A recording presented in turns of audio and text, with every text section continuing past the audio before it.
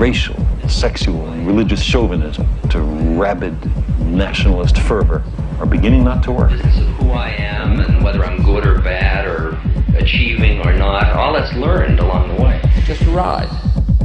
And we can change it anytime we want.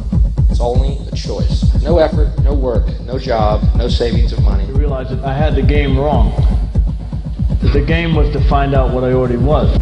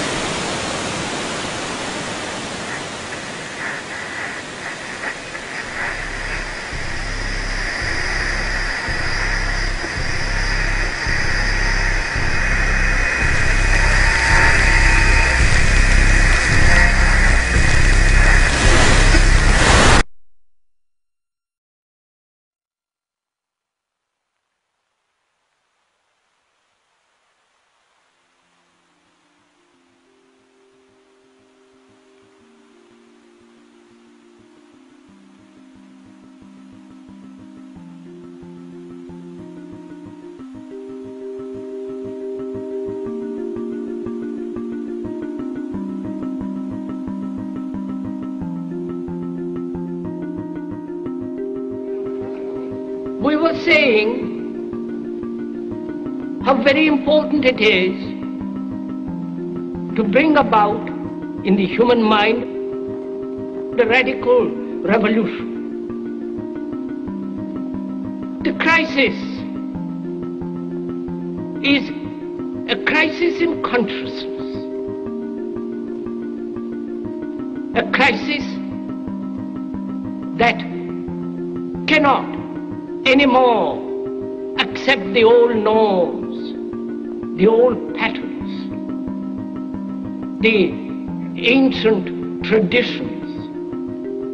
And considering what the world is now, with all their misery, conflict, destructive brutality, aggression, and so on, man, he's still as he was. He's still brutal, violent, aggressive, acquisitive, competitive, and he has built a society along these lines.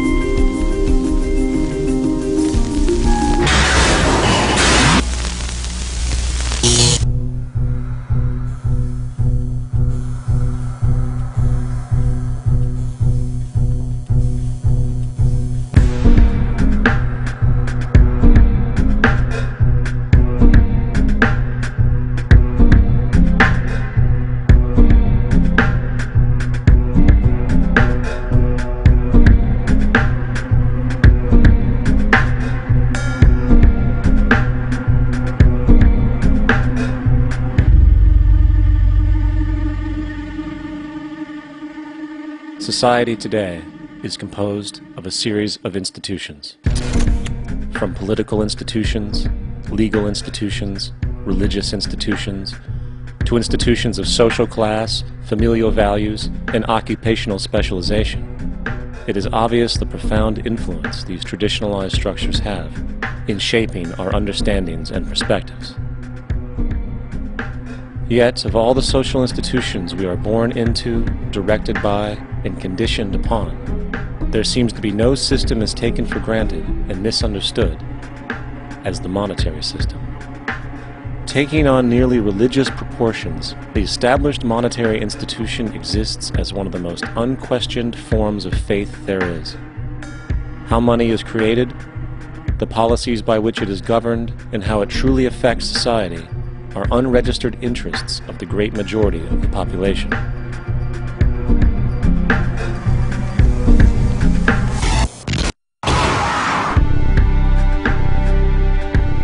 In a world where 1% of the population owns 40% of the planet's wealth, in a world where 34,000 children die every single day from poverty and preventable diseases, and where 50% of the world's population lives on less than $2 a day, one thing is clear: something is very wrong. And whether we are aware of it or not, the lifeblood of all of our established institutions, and thus society itself, is money. Therefore, understanding this institution of monetary policy is critical to understanding why our lives are the way they are. Unfortunately, economics is often viewed with confusion and boredom. Endless streams of financial jargon coupled with intimidating mathematics quickly deters people from attempts at understanding it. However, the fact is, the complexity associated with the financial system is a mere mask, designed to conceal one of the most socially paralyzing structures humanity has ever endured.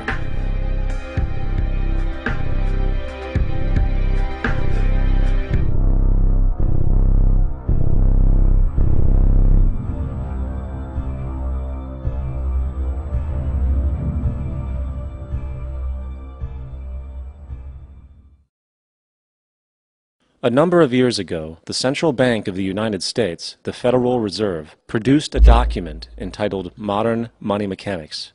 This publication detailed the institutionalized practice of money creation as utilized by the Federal Reserve and the web of global commercial banks it supports. On the opening page, the document states its objective. The purpose of this booklet is to describe the basic process of money creation in a fractional reserve banking system. It then proceeds to describe this fractional reserve process through various banking terminology, a translation of which goes something like this. The United States government decides it needs some money, so it calls up the Federal Reserve and requests, say, $10 billion. The Fed replies, saying, sure, we'll buy $10 billion in government bonds from you. So the government takes some pieces of paper, paints some official-looking designs on them, and calls them treasury bonds. Then it puts a value on these bonds to the sum of $10 billion and sends them over to the Fed. In turn, the people at the Fed draw up a bunch of impressive pieces of paper themselves, only this time calling them Federal Reserve notes, also designating a value of $10 billion to the set. The Fed then takes these notes and trades them for the bonds. Once this exchange is complete, the government then takes the $10 billion in Federal Reserve notes and deposits it into a bank account. And upon this deposit, the paper notes officially become legal tender money, adding $10 billion to the U.S. money supply. And there it is. $10 billion in new money has been created. Of course, this example is a generalization, for, in reality, this transaction would occur electronically, with no paper used at all.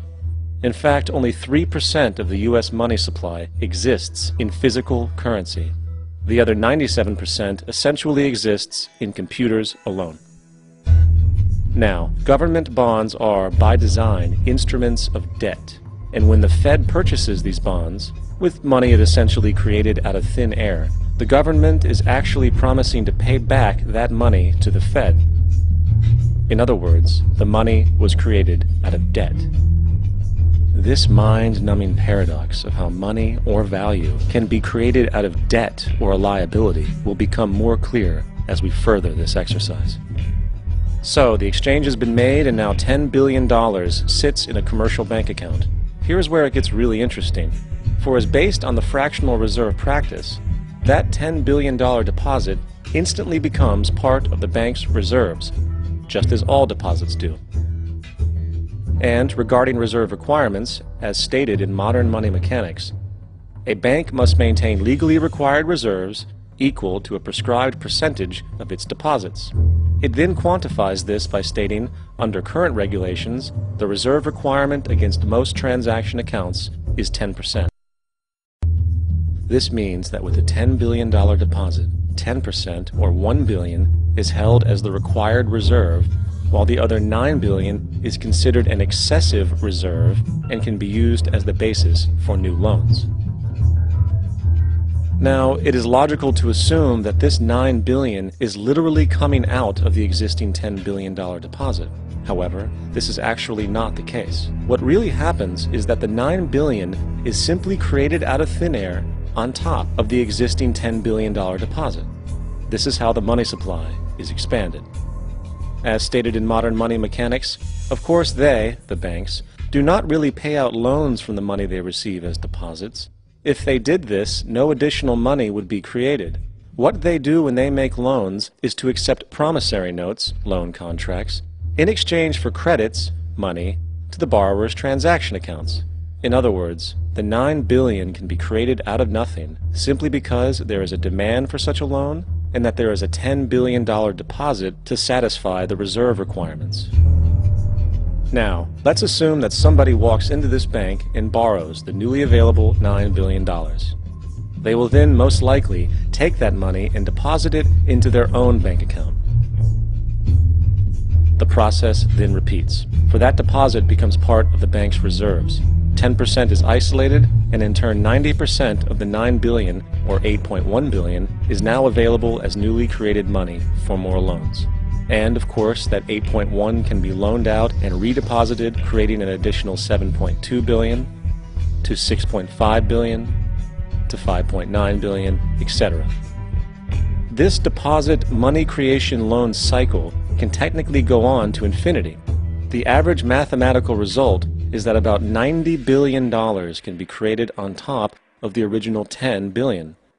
In other words, for every deposit that ever occurs in the banking system, about 9 times that amount can be created out of thin air. Money jitters? Ask the obliging Bank of America for a jar of soothing instant money, M-O-N-E-Y, in the form of a convenient personal loan.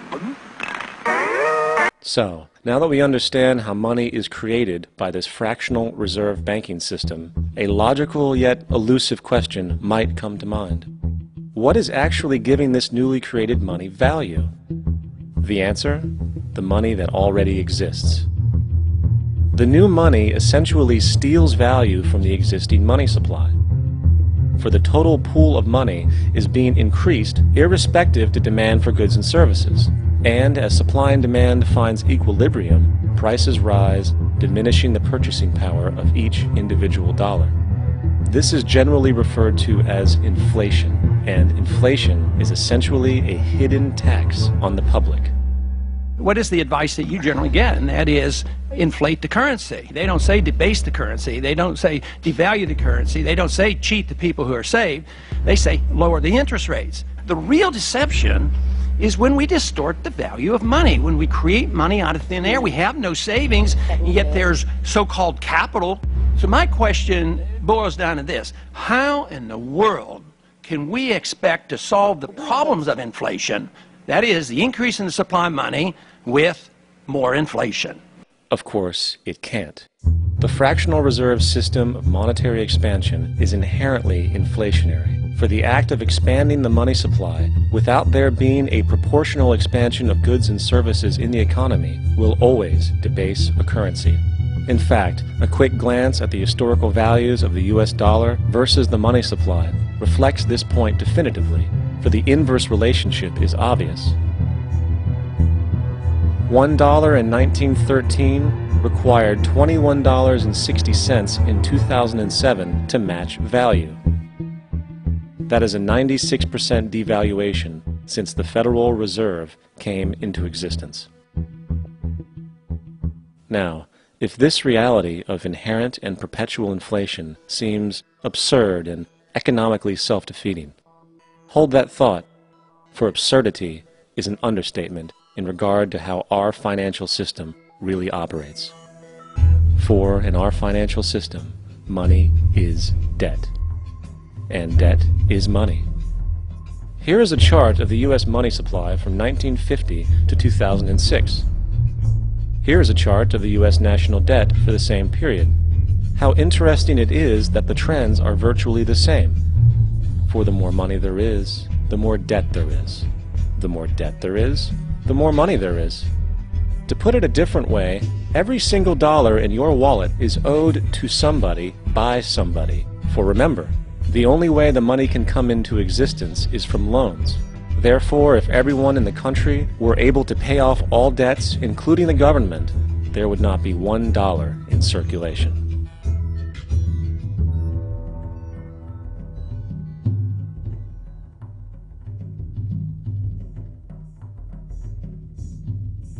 In fact, the last time in American history the national debt was completely paid off was in 1835, after President Andrew Jackson shut down the central bank that preceded the Federal Reserve. In fact, Jackson's entire political platform essentially revolved around his commitment to shut down the central bank, stating at one point, "The bold efforts the present bank has made to control the government are but premonitions of the fate that awaits the American people, should they be deluded into a perpetuation of this institution or the establishment of another like it." Unfortunately, his message was short-lived, and the international bankers succeeded to install another central bank in 1913, the Federal Reserve. And as long as this institution exists, perpetual debt is guaranteed. Now, so far we have discussed the reality that money is created out of debt, through loans. These loans are based on a bank's reserves, and reserves are derived from deposits. And through this fractional reserve system, any one deposit can create 9 times its original value, in turn debasing the existing money supply, raising prices in society.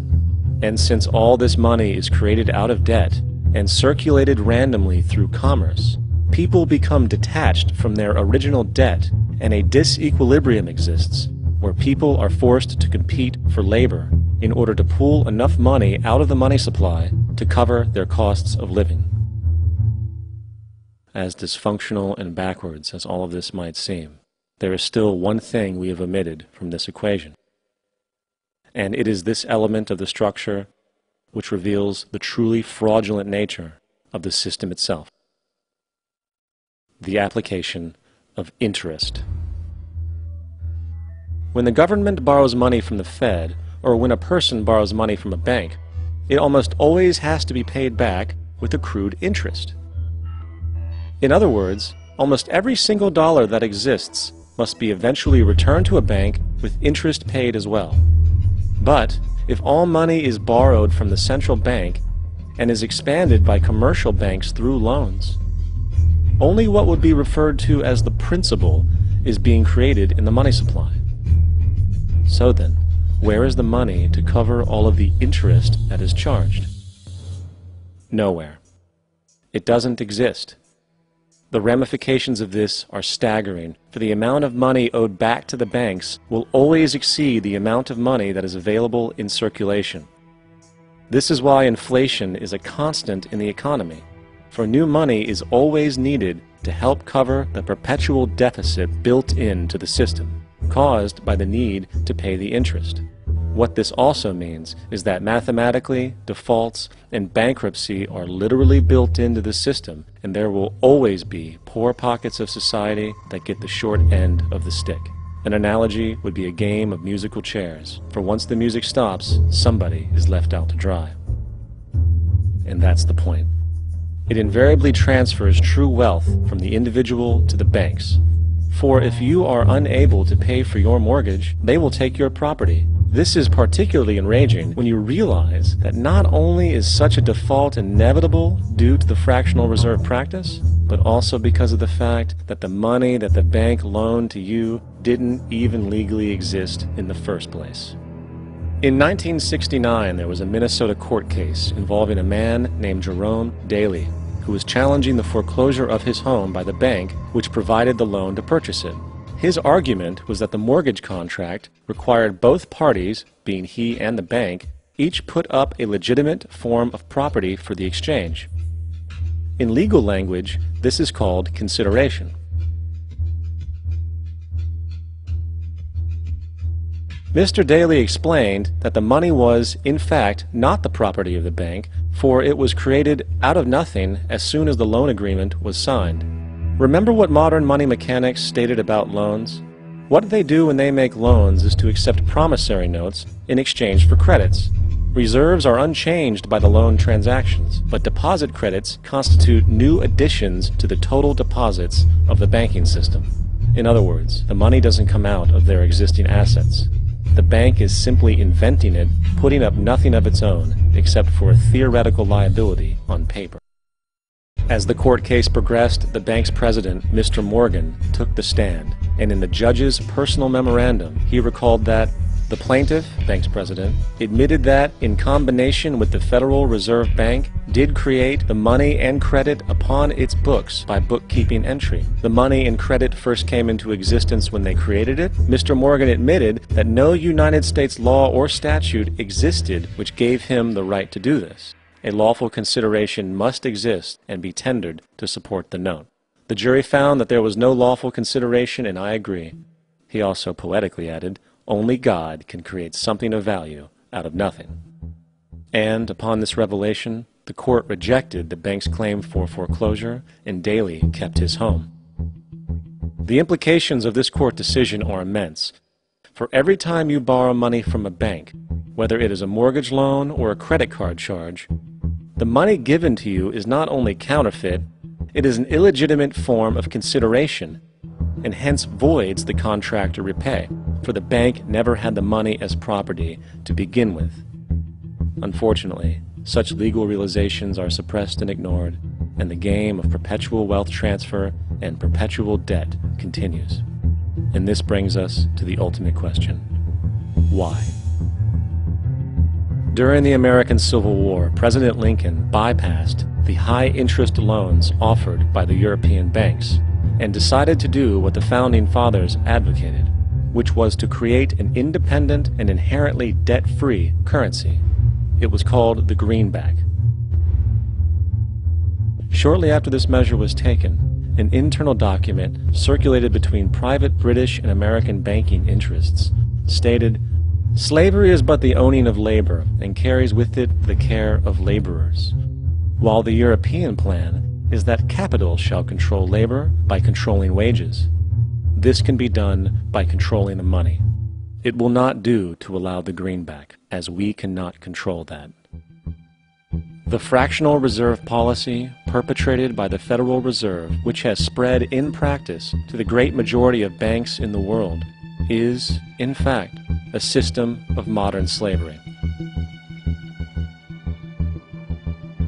Think about it.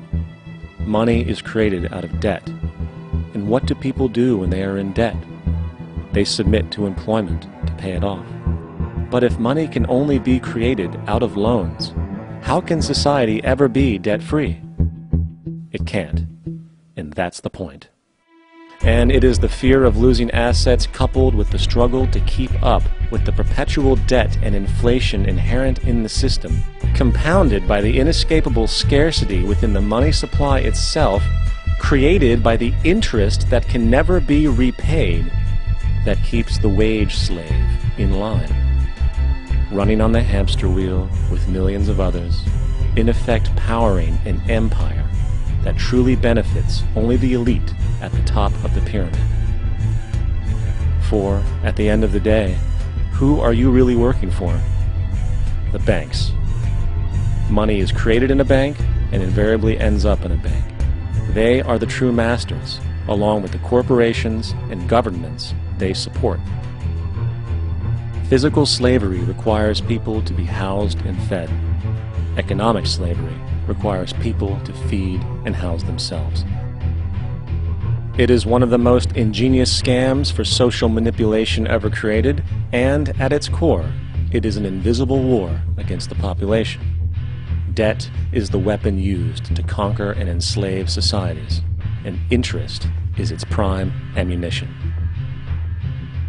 And as the majority walks around oblivious to this reality, the banks, in collusion with governments and corporations, continue to perfect and expand their tactics of economic warfare, spawning new bases, such as the World Bank and International Monetary Fund, while also inventing a new type of soldier, the birth of the economic hitman.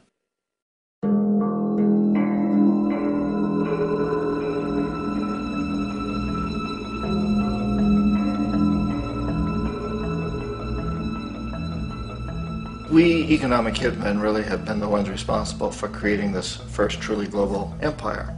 And we work many different ways.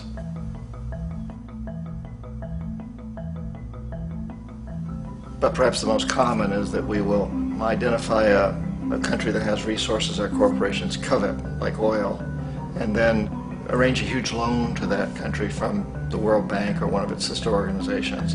But the money never actually goes to the country. Instead, it goes to our big corporations to build infrastructure projects in that country, power plants, industrial parks, ports, things that benefit a few rich people in that country, in addition to our corporations, but really don't help the majority of the people at all. However, those people, the whole country is left holding a huge debt. It's such a big debt they can't repay it, and that's part of the plan, that they can't repay it. And so at some point, we economic hitmen go back to them and say, listen, you owe us a lot of money, can't pay your debt, so sell your oil real cheap to our oil companies. Allow us to build a military base in your country, or send troops in support of ours to someplace in the world like Iraq, or vote with us on the next UN vote. To have their electric utility company privatized and their water and sewage system privatized and sold to U.S. corporations or other multinational corporations. So there was that whole mushrooming thing, and it's so typical of the way the IMF and the World Bank work, that you put a country in debt, it's such a big debt it can't pay it, and then you offer to refinance that debt and pay even more interest. And you demand this quid pro quo, which you call a conditionality or good governance, which means basically that they've got to sell off their resources, including many of their social services, their utility companies, their school systems sometimes, their penal systems, their insurance systems, to foreign corporations. So it's a double, triple, quadruple whammy. The precedent for economic hitmen really began back in the early 50s when democratically elected Mossadegh, who was elected in Iran, he was considered to be the hope for democracy in the Middle East and around the world. He was Time Magazine's Man of the Year. But one of the things that he'd run on and began to implement was the idea that foreign oil companies needed to pay the Iranian people a lot more for the oil that they were taking out of Iran. The Iranian people should benefit from their own oil. Strange policy. We didn't like that, of course. But we were afraid to do what we normally were doing, which was to send in the military. Instead, we sent in one CIA agent, Kermit Roosevelt, Teddy Roosevelt's relative. And Kermit went in with a few $1 million and was very, very effective and efficient. And in a short amount of time, he managed to get Mossadegh overthrown and brought in the Shah of Iran to replace him, who always was favorable to oil. And it was extremely effective. Bombs overflow Tehran. Army officers shout that Mossadegh has surrendered and his regime as virtual dictator of Iran is ended. Pictures of the Shah are paraded through the streets as sentiment reverses.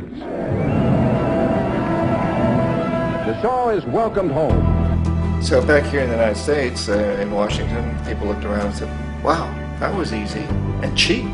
So this established a whole new way of manipulating countries, of creating empire. The only problem with Roosevelt was that he was a card-carrying CIA agent, and had he been caught, the ramifications could have been pretty serious. So very quickly at that point, the decision was made to use private consultants to channel the money through the World Bank or the IMF or one of the other such agencies, to bring in people like me who worked for private companies, so that if we got caught, there would be no governmental ramifications.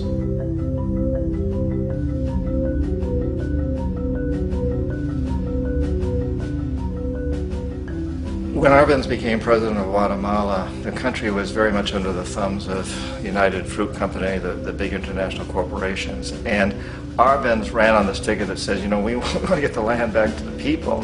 And once he took power, he was implementing policies that would do exactly that, give the land rights back to the people. United Fruit didn't like that very much. And so they hired a public relations firm, launched a huge campaign in the United States to convince the United States people, the citizens of the United States, and the press of the United States, and the Congress of the United States, that Arbenz was a Soviet puppet, and that if we allowed him to stay in power, the Soviets would have a foothold in this hemisphere. And that, at that point in time, was a huge fear on everybody's mind, the Red Terror, the Communist Terror.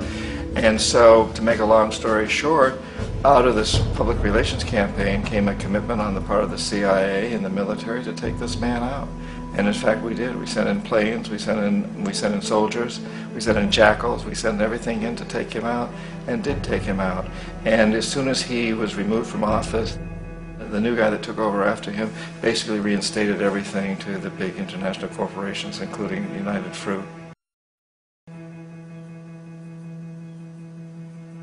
Ecuador for many, many years had been ruled by pro-US dictators, often relatively brutal. Then it was decided that they were going to have a truly democratic election. Jaime Roldos ran for office, and his main goal, he said, as president would be to make sure that Ecuador's resources were used to help the people. And he won, overwhelming, by more votes than anybody had ever won anything in Ecuador. And he began to implement these policies to make sure that the profits from oil went to help the people. Well, we didn't like that in the United States. I was sent down as one of several economic hitmen to change Roldos, to corrupt him, to bring him around, to let him know, okay, you can get very rich, you and your family, if you play our game, but if you continue to try to keep these policies you've promised, you're going to go. He wouldn't listen. He was assassinated. As soon as the plane crashed, the whole area was cordoned off. The only people allowed in were U.S. military from a nearby base and some of the Ecuadorian military. When an investigation was launched, two of the key witnesses died in car accidents before they had a chance to testify. A lot of very, very strange things that went on around the assassination of Jaime Roldos. I, like most people who've really looked at this case, have absolutely no doubt that it was an assassination. And of course, in my position as an economic hitman, I was always expecting something to happen to Jaime, whether it be a coup or assassination, I wasn't sure, but that he would be taken down because he was not being corrupted. He would not allow himself to be corrupted the way we wanted to corrupt him. Omar Torrijos, president of Panama, was, one of my favorite people. I really, really liked him. He was very charismatic. He was a guy who really wanted to help his country. And when I tried to bribe him or corrupt him, he said, look, John, he called me Juanito. He said, look, Juanito, I don't need the money. What I really need is for my country to be treated fairly. I need for the United States to repay the debts that you owe my people for all the destruction you've done here. I need to be in a position where I can help other Latin American countries win their independence and be free of this terrible presence from the north that you people are exploiting us so badly. I need to have the Panama Canal back in the hands of the Panamanian people. That's what I want. And so, leave me alone. Don't try to bribe me. It was 1981, and in May, Jaime Roldos was assassinated. And Omar was very aware of this. Torrijos got his family together and he said, I'm probably next, but it's okay because I've done what I came here to do. I've renegotiated the canal. The canal will now be in our hands. He just finished negotiating the treaty with Jimmy Carter. In June of that same year, just a couple of months later, he also went down in an airplane crash, which there's no question was executed by CIA-sponsored jackals. Tremendous amount of evidence that one of Torrijos' security guards handed him at the last moment as he was getting on the plane a tape recorder, a small tape recorder that contained a bomb.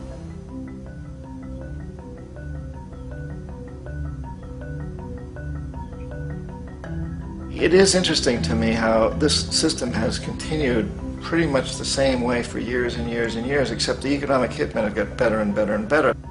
Then we come up with, very recently, what happened in Venezuela. In 1998, Hugo Chavez gets elected president, following a long line of presidents who had been very corrupt and basically destroyed the economy of the country. And Chavez was elected amidst all that. Chavez stood up to the United States, and he's done it primarily demanding that Venezuelan oil be used to help the Venezuelan people.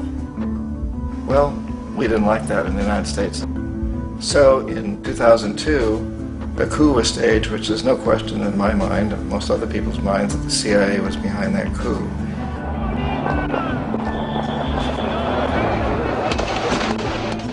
way that that coup was fomented was very reflective of what Kermit Roosevelt had done in Iran, of paying people to go out into the streets to riot, to protest, to say this Chavez is very unpopular.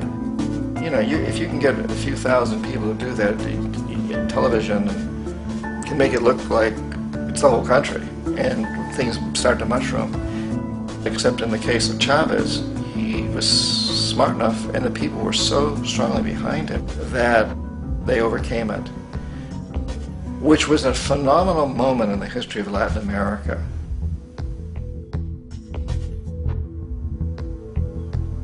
Iraq actually is a perfect example of the way the whole system works. So we economic hitmen are the first line of defense. We go in and we try to corrupt governments and get them to accept these huge loans, which we then use as leverage to basically own them.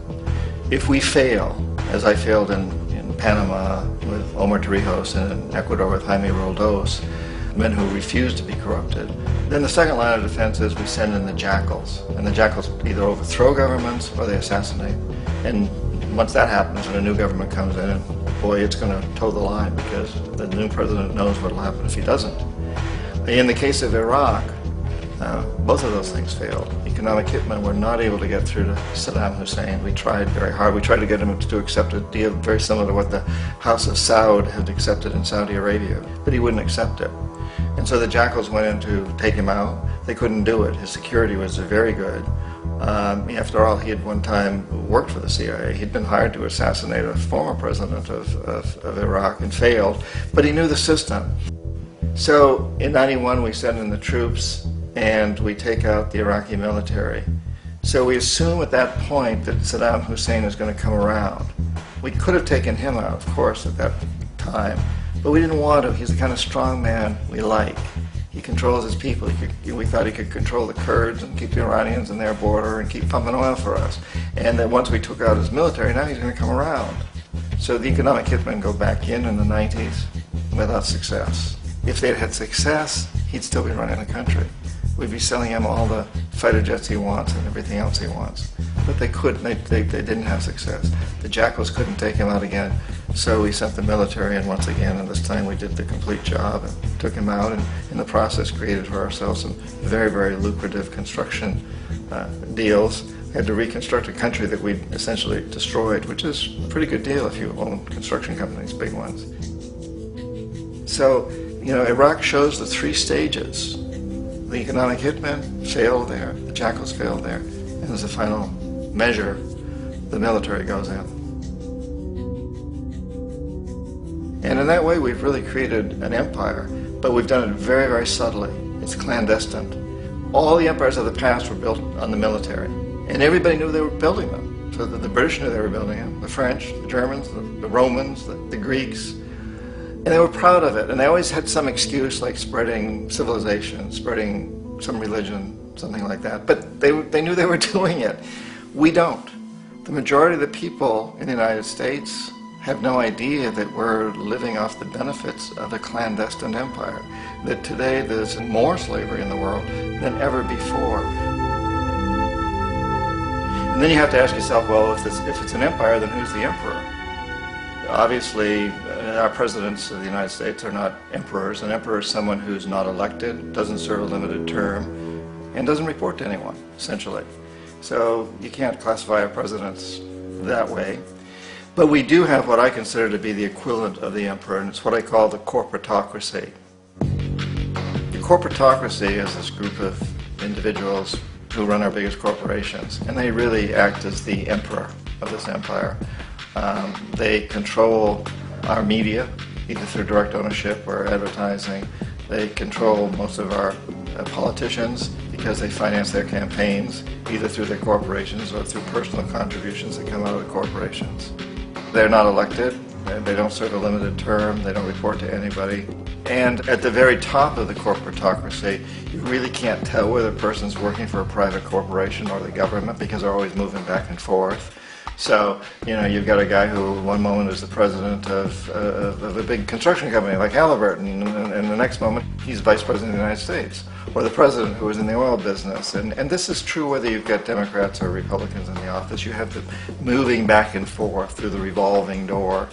And in a way, Our government is invisible a lot of the time, and its policies are carried out by our corporations on one level or another. And then again, the policies of the government are basically forged by the corporatocracy and then presented to the government. They become government policies. So it's an incredibly cozy relationship. This isn't a conspiracy theory type of thing. These people don't have to get together and plot to do things. They all basically work under one primary assumption, and that is that they must maximize profits regardless of the social and environmental costs.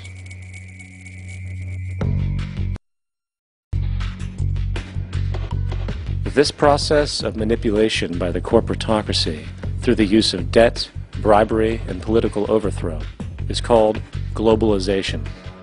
Just as the Federal Reserve keeps the American public in a position of indentured servitude through perpetual debt, inflation, and interest, the World Bank and IMF serve this role on a global scale. The basic scam is simple. Put a country in debt either by its own indiscretion or through corrupting the leader of that country, then impose conditionalities or structural adjustment policies, often consisting of the following. Currency devaluation. When the value of a currency drops, so does everything valued in it.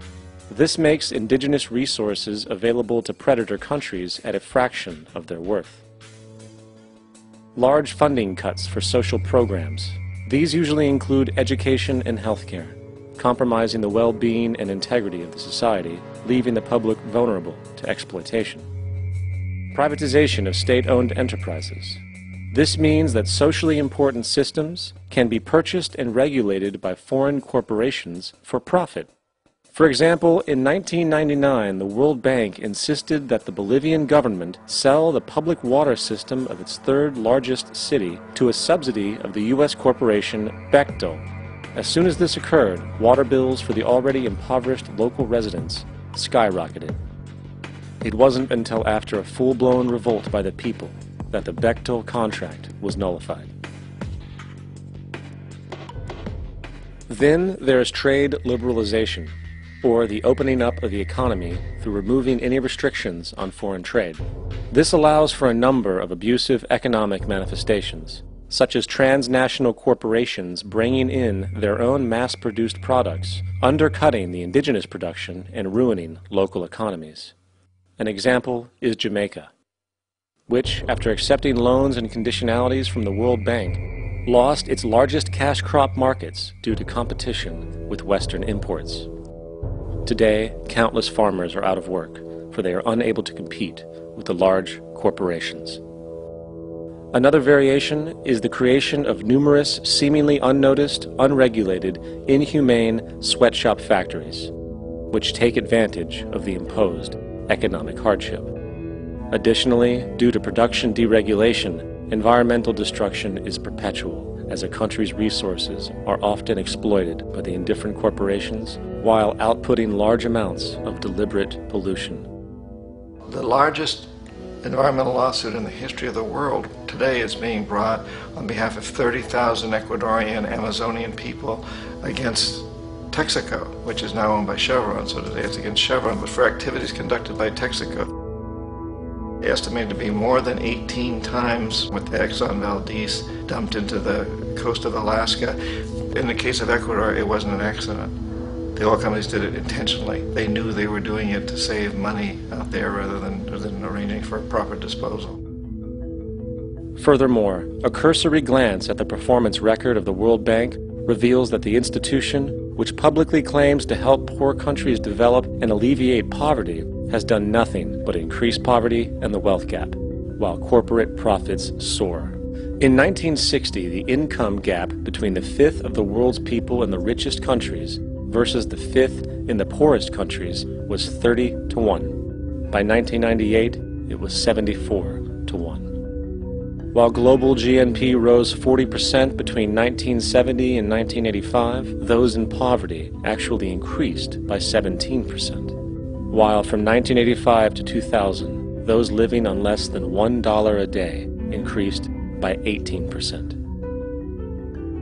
Even the Joint Economic Committee of the U.S. Congress admitted that there is a mere 40% success rate of of all World Bank projects. In the late 1960s, the World Bank intervened in Ecuador with large loans. During the next 30 years, poverty grew from 50% to 70%. Under or unemployment grew from 15 to 70%. Public debt increased from 240 million to 16 billion, while the share of resources allocated to the poor went from 20% to 6%. In fact, by the year 2000, 50% of Ecuador's national budget had to be allocated for paying its debts. It is important to understand the World Bank is, in fact, a U.S. bank, supporting U.S. interests. For the United States holds veto power over decisions, as it is the largest provider of capital. And where did it get this money? You guessed it. It made it out of thin air through the fractional reserve banking system. Of the world's top 100 economies, as based on annual GDP, 51 are corporations, and 47 of that 51 are U.S.-based.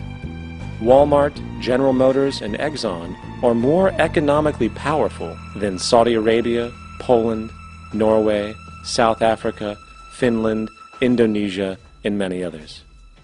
And, as protective trade barriers are broken down, currencies tossed together and manipulated in floating markets, and state economies overturned in favor of open competition and global capitalism, the empire expands.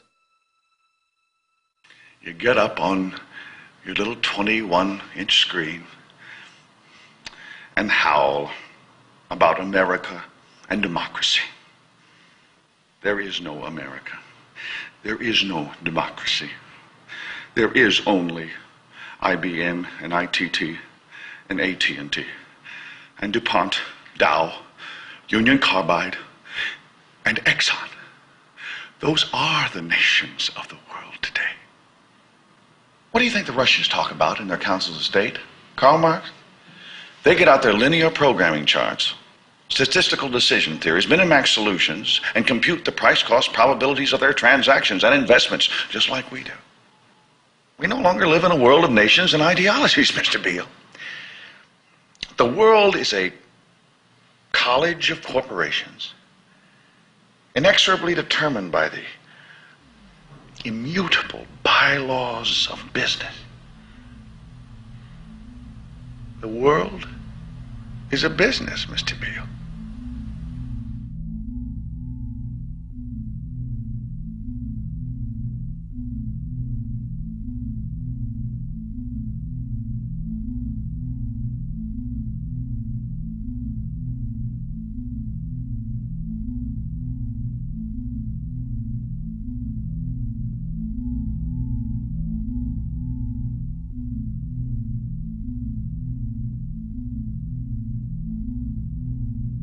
The world is being taken over by a handful of business powers who dominate the natural resources we need to live while controlling the money we need to obtain these resources. The end result will be world monopoly, based not on human life, but financial and corporate power. And as the inequality grows, naturally more and more people are becoming desperate. So the establishment was forced to come up with a new way to deal with anyone who challenges the system. So they gave birth to the terrorist. The term terrorist is an empty distinction, designed for any person or group who chooses to challenge the establishment. This isn't to be confused with the fictional Al-Qaeda, which was actually the name of a computer database for the US-supported Mujahideen in the 1980s.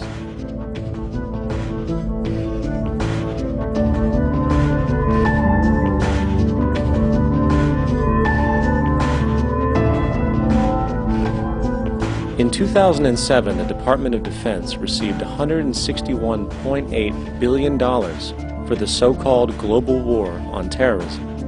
According to the National Counterterrorism Center, in 2004, roughly 2,000 people were killed internationally due to supposed terrorist acts. Of that number, 70 were American.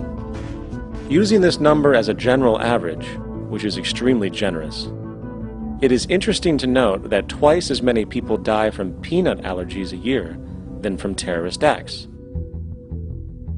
Concurrently, the leading cause of death in America is coronary heart disease, killing roughly 450,000 each year.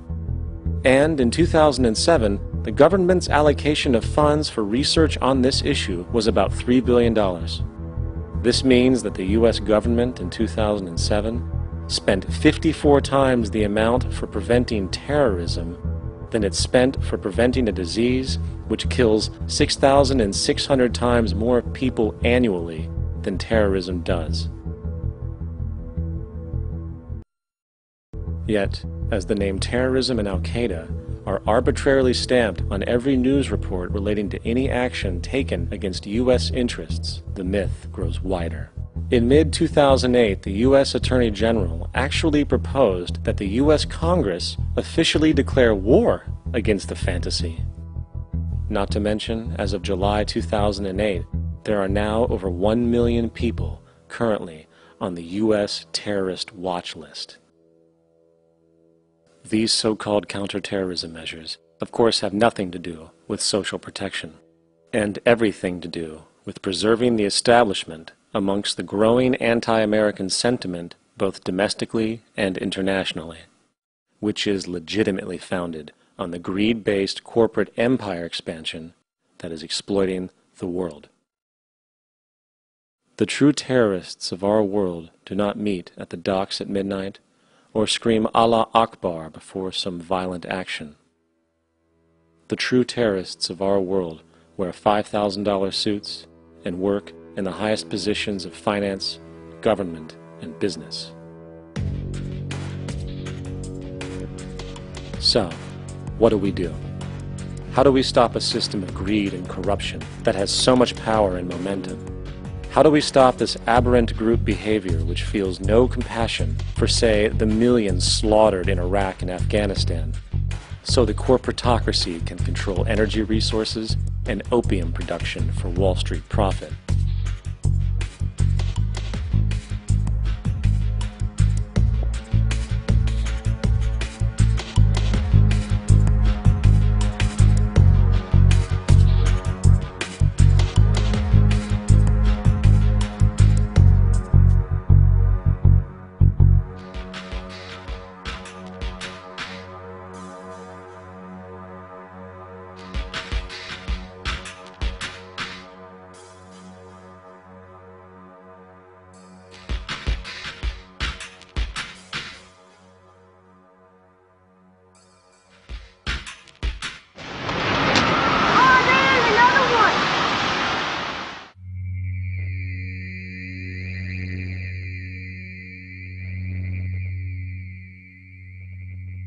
How do we stop a system of greed and corruption that condemns poor populations to sweatshop slavery for the benefit of Madison Avenue? Or that engineers false flag terror attacks for the sake of manipulation? Or that generates built-in modes of social operation which are inherently exploitative? Or that systematically reduces civil liberties and violates human rights in order to protect itself from its own shortcomings? How do we deal with the numerous covert institutions, such as the Council on Foreign Relations, the Trilateral Commission, and the Bilderberg Group, and other undemocratically elected groups which, behind closed doors, collude to control the political, financial, social, and environmental elements of our lives? In order to find the answer, we must first find the true underlying cause. For the fact is, the selfish, corrupt, power, and profit-based groups are not the true source of the problem. They are symptoms.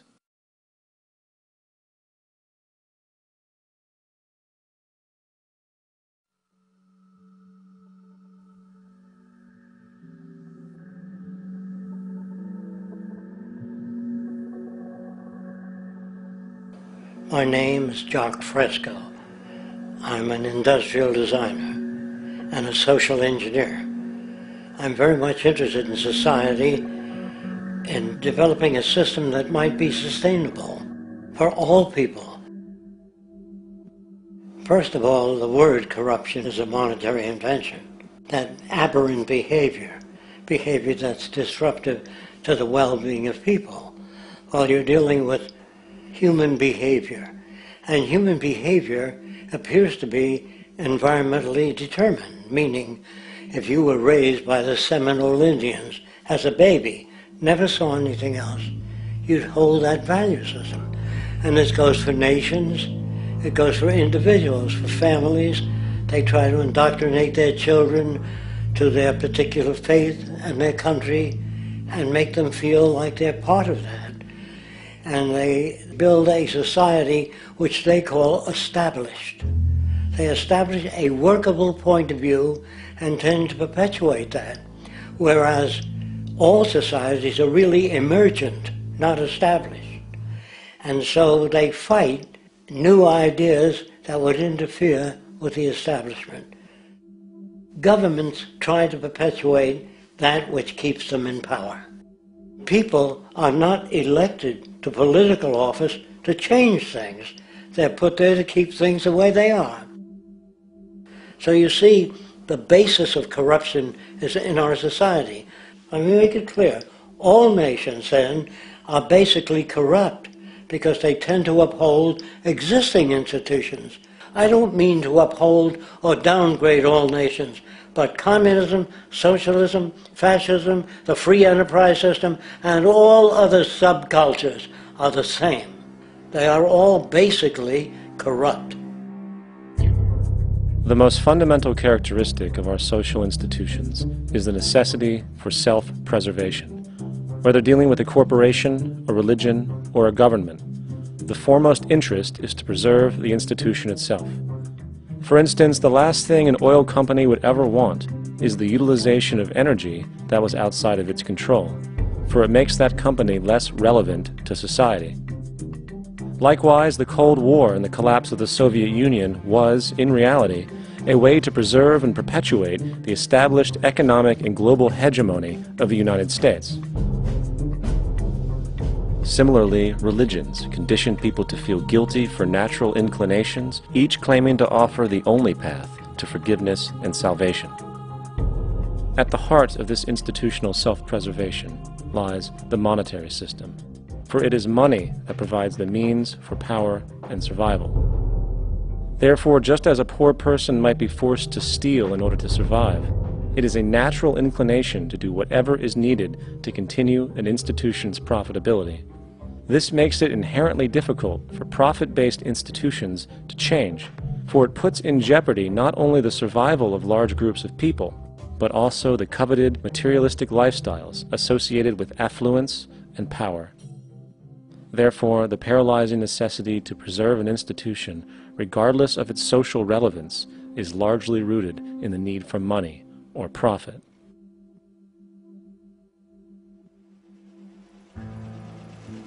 What's in it for me is why people think. And so if a man makes money selling a certain product, naturally he's going to fight the existence of another product that may threaten his institution. Therefore, people cannot be fair, and people do not trust each other. A guy will come over to you and say, I got just the house you're looking for. He's a salesman. When a doctor says, I think your kidney has to come out, I don't know if he's trying to pay off a yacht or whether my kidney has to come out. It's hard in a monetary system to trust people. If you came into my store and I said, this lamp that I've got is pretty good, but the lamp next door is much better, I wouldn't be in business very long. It wouldn't work. If I were ethical, it wouldn't work. So when you say industry cares for people, that's not true. They can't afford to be ethical. So your system is not designed to serve the well-being of people. If you still don't understand that, there would be no outsourcing of jobs if they cared about people. Industry does not care. They only hire people because it hasn't been automated yet. So don't talk about decency and ethics. We cannot afford it and remain in business. It is important to point out that regardless of the social system, whether fascist, socialist, capitalist, or communist, the underlying mechanism is still money, labor, and competition. Communist China is no less capitalistic than the United States. The The only difference is the degree by which the state intervenes in enterprise. The reality is that monetaryism, so to speak, is the true mechanism that guides the interests of all the countries on the planet. The most aggressive and hence dominant variation of this monetaryism is the free enterprise system. The fundamental perspective, as put forth by early free market economists like Adam Smith, is that self-interest in competition leads to social prosperity, as the act of competition creates incentive, which motivates people to persevere. However, what isn't talked about is how a competition-based economy invariably leads to strategic corruption, power and wealth consolidation, social stratification, technological paralysis, labor abuse, and, ultimately, a covert form of government dictatorship by the rich elite. The word corruption is often defined as moral perversion. If a company dumps toxic waste into the ocean to save money, most people recognize this as corrupt behavior. On a more subtle level, when Walmart moves into a small town and forces small businesses to shut down for they are unable to compete, a gray area emerges. For what exactly is Walmart doing wrong? Why should they care about mom-and-pop organizations they destroy? Yet, even more subtly, when a person gets fired from their job because a new machine has been created which can do the work for less money, people tend to just accept that as the way it is, not seeing the inherent, corrupt inhumanity of such an action. Because the fact is, whether it is dumping toxic waste, having a monopoly enterprise, or downsizing the workforce, the motive is the same: profit. They are all different degrees of the same self-preserving mechanism, which always puts the well-being of people second to monetary gain. Therefore, corruption is not some byproduct of monetaryism. It is the very foundation. And while most people acknowledge this tendency on one level or another, the majority remains naive as to the broad ramifications of having such a selfish mechanism as the guiding mentality in society. Internal documents show that after this company positively, absolutely knew that they had a medication that was infected with the AIDS virus, they took the product off the market in the U.S. and then they dumped it in France, Europe, Asia, and Latin America. The U.S. government allowed it to happen. The FDA allowed this to happen. And now the government is completely looking the other way. Thousands of innocent hemophiliacs have died from the AIDS virus. This company knew absolutely that it was infected with AIDS. They dumped it because they wanted to turn this disaster into a profit. So you see, you have built-in corruption. We're all chiseling off each other, and you can't expect decency and that sort of thing. And feeling that, they don't know who to elect. They think in terms of a democracy, which is not possible in a monetary-based economy. If you have more money to advertise your position, the position you desire in government, that isn't a democracy. It serves those in positions of differential advantage. So it's always a dictatorship of the elitists, the financially wealthy.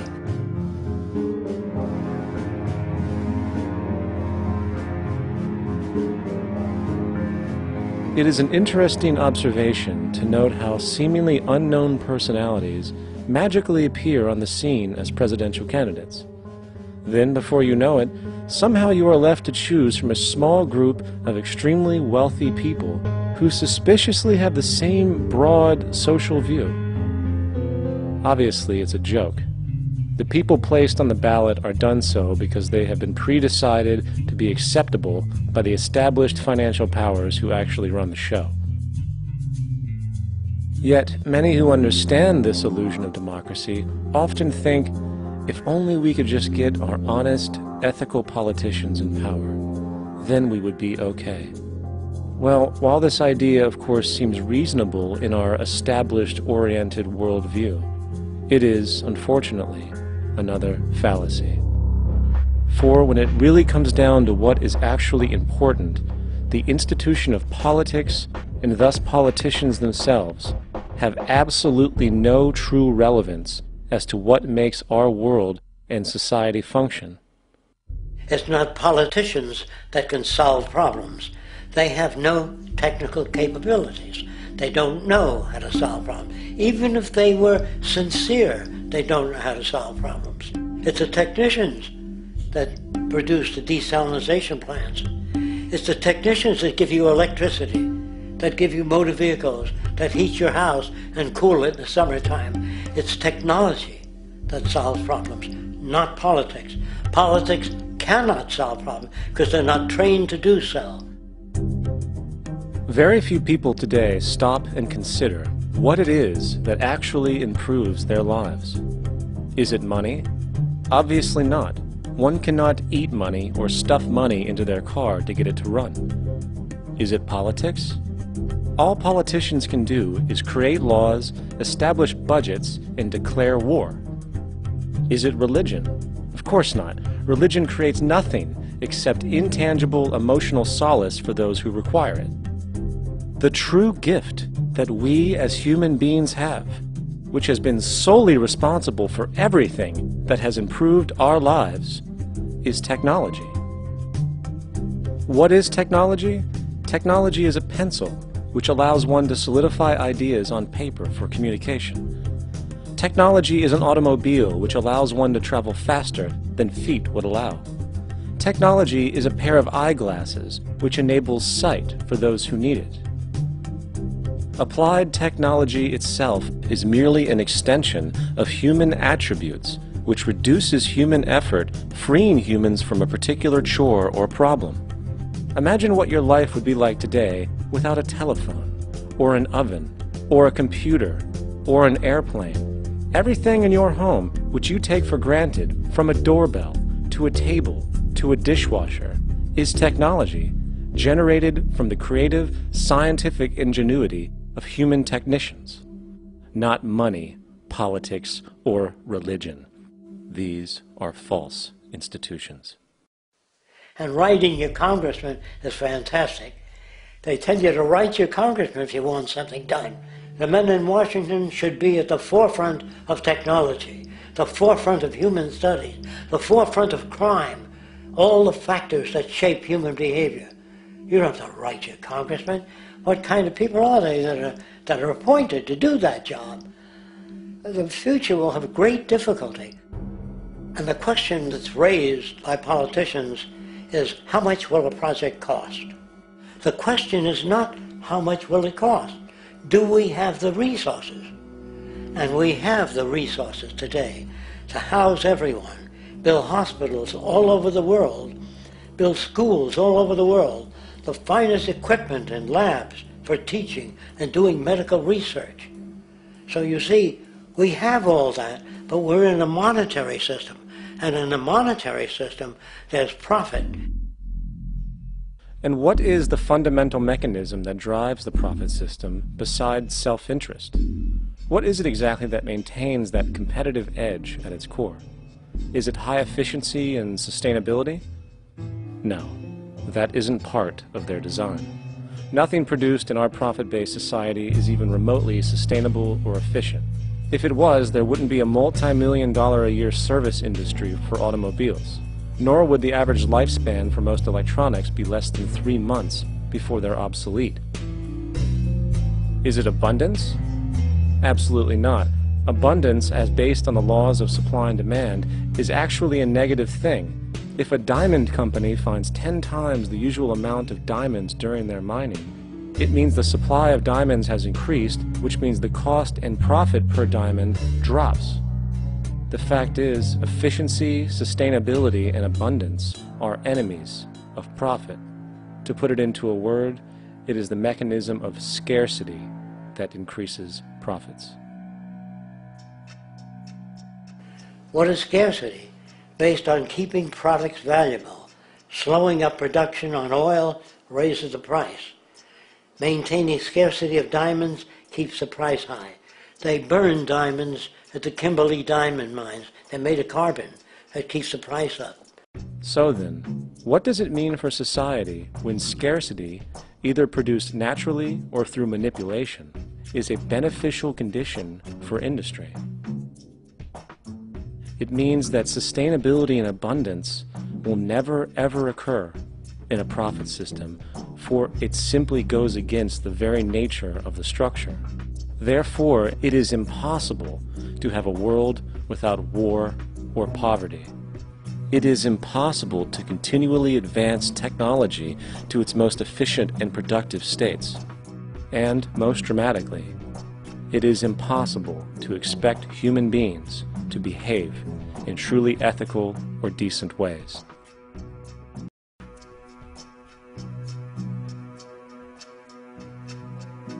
People use the word instinct because they can't account for the behavior. They sit back and they evaluate with their lack of knowledge, and they say things like, humans are built a certain way, greed is a natural thing, as though they've worked for years on it, and it's no more natural than wearing clothing.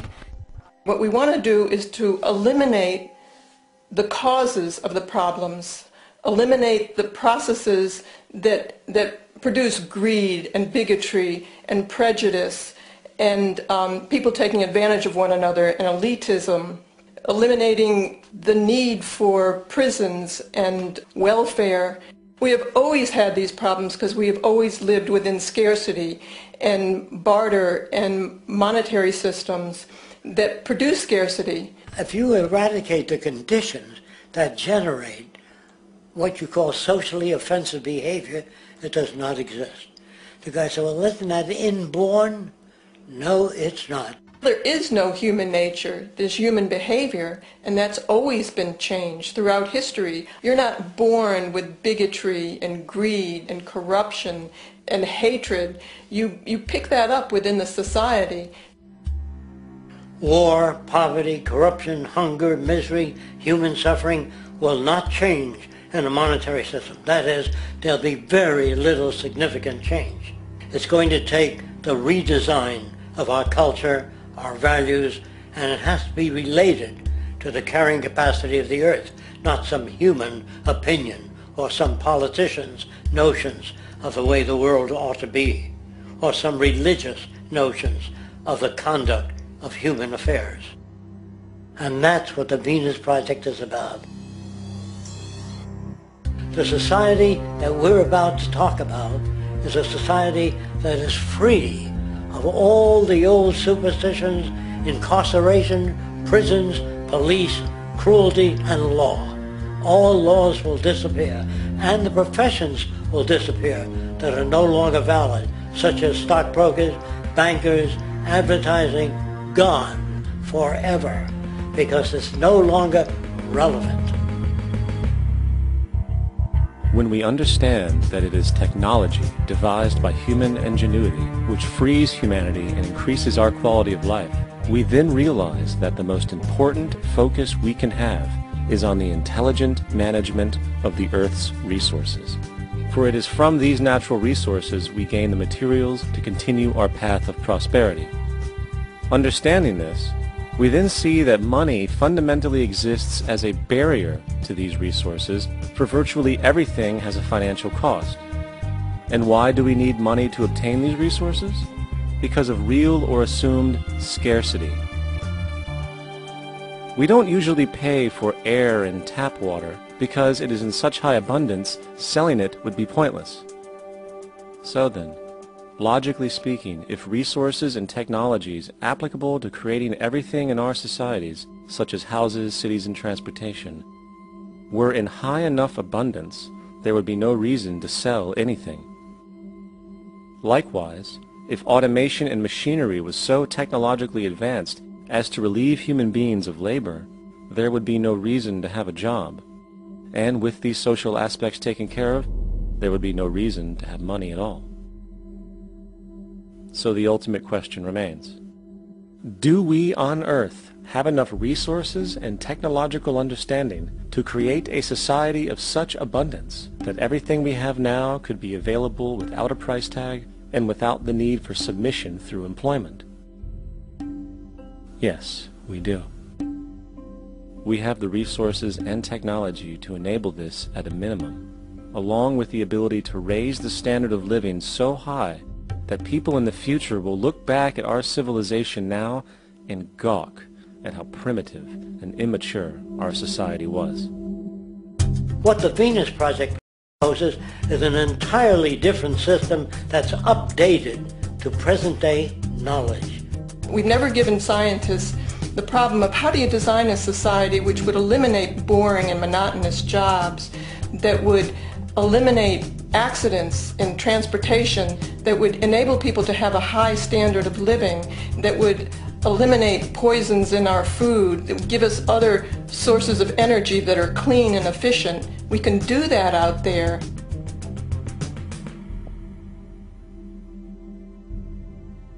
The major difference between a resource-based economy and a monetary system is that a resource-based economy is really concerned with people and their well-being, where a monetary system has become so distorted that the concerns of the people are really secondary, if they're there at all. The products that are turned out are for how much money you can get. If there is a problem in society and you can't earn money from solving that problem, then it won't be done. The resource-based economy is really not close to anything that's been tried. And with all our technology today, we can create abundance. It could be used to improve everyone's lifestyle. Abundance all over the world if we use our technology wisely and maintain the environment. It's a very different system, and it's very hard to talk about because the public is not that well enough informed as to the state of technology.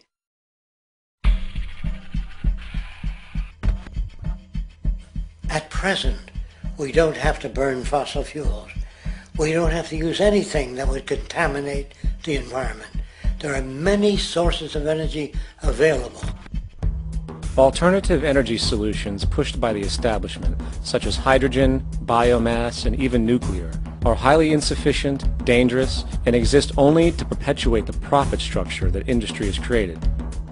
When we look beyond the propaganda and self-serving solutions put forth by the energy companies, we find a seemingly endless stream of clean, abundant, and renewable energy for generating power. Solar and wind energy are well known to the public, but the true potential of these mediums remains unexpressed. Solar energy, derived from the sun, has such abundance that 1 hour of light at high noon contains more energy than what the entire world consumes in a year. If we could capture 1/100% of this energy, the world would never have to use oil, gas, or anything else. The question then is not availability, but the technology to harness it. And there are many advanced mediums today which could accomplish just that, if they were not hindered by the need to compete for market share with the established energy power structures. Then there's wind energy. Wind energy has long been denounced as weak, and due to being location-driven, impractical. This is simply not true. The U.S. Department of Energy admitted in 2007 that if wind was fully harvested in just 3 of America's 50 states, it could power the entire nation. And then there are the rather unknown mediums of tidal and wave power. Tidal power is derived from tidal shifts in the ocean. Installing turbines which capture this movement generates energy. In the United Kingdom, 42 sites are currently noted as available, forecasting that 34% of all the UK's energy could come from tidal power alone. Wave power, which extracts energy from the surface motions of the ocean, is estimated to have a global potential of up to 80,000 terawatt-hours a year. This means 50% of the entire planet's energy usage could be produced from this medium alone. Now, it is important to point out that tidal, wave, solar, and wind power requires virtually no preliminary energy to harness, unlike coal, oil, gas, biomass, hydrogen, and all the others. In combination, these 4 mediums alone, if efficiently harnessed through technology, could power the world forever. That being said, there happens to be another form of clean, renewable energy which trumps them all: geothermal power. Geothermal energy utilizes what is called heat mining, which, through a simple process using water, is able to generate massive amounts of clean energy. In 2006, an MIT report on geothermal energy found that 13,000 zettajoules of power are currently available in the Earth, with the possibility of 2,000 zettajoules being easily tappable with improved technology. The total energy consumption of all the countries on the planet is about half of a zettajoule a year. This means about 4,000 years of planetary power could be harnessed in this medium alone. And when we understand that the Earth's heat generation is constantly renewed, this energy is really limitless and could be used forever. These energy sources are only a few of the clean, renewable mediums available, and as time goes on, we will find more. The grand realization is that we have total energy abundance without the need for pollution, traditional conservation, or in fact, a price tag. And what about transportation?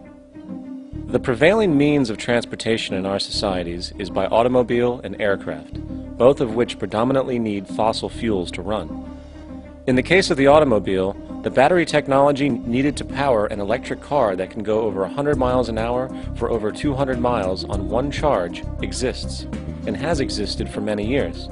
However, due to battery patents controlled by the oil industry, which limits their availability to maintain market share, coupled with political pressure from the energy industry, the accessibility and affordability of this technology is limited.